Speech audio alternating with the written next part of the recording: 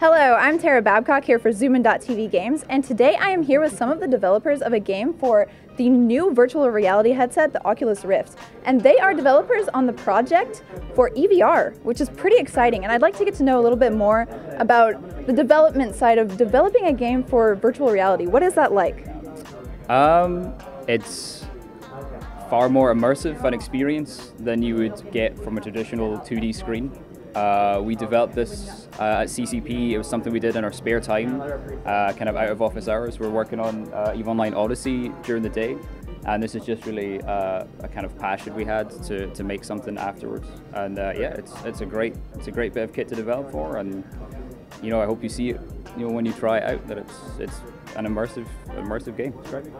Yeah, it's kind of like, so in the 90s there was like a huge virtual reality kind of push thing back in the day, but do you think it's actually something that has to do with the next gen? Like now we have the ability to make it more realistic and actually like a viable option for platforms? I think a number of technologies have combined at the same time to make this possible. We have the displays from high-resolution mobile phones, is what similar technology is used in the Oculus Rift, and now we're getting next-gen consoles and very high-spec PCs that can easily run very, very realistic games at 60 frames per second or even more.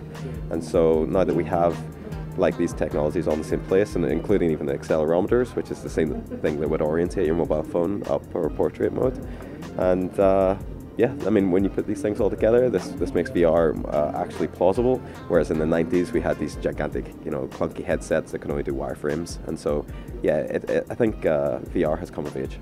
All right, so let's get your opinion on something, Andy. Okay. Do you think that games other than first-person type games would ever benefit from virtual reality?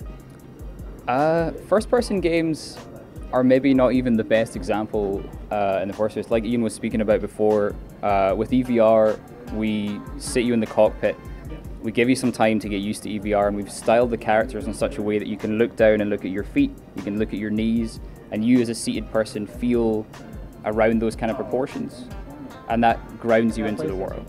And so all these games where you're seated, like a racing game or or like our game, seem to suit it very well.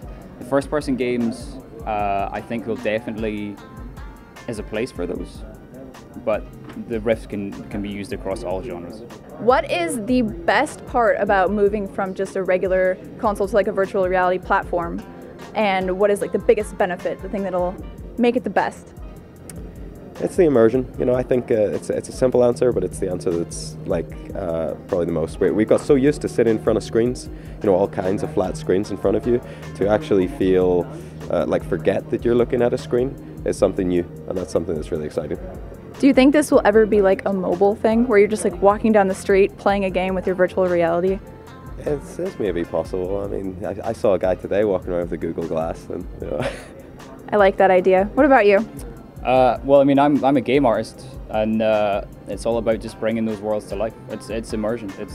I can only give the same answer really. It's about, for me, making game art assets and making environments, and not just seeing them on a flat plane, but jumping into them and being inside them and experience them from inside. It makes a huge difference. It makes a massive difference to the way you play and the way you enjoy games, and it just feels more personal.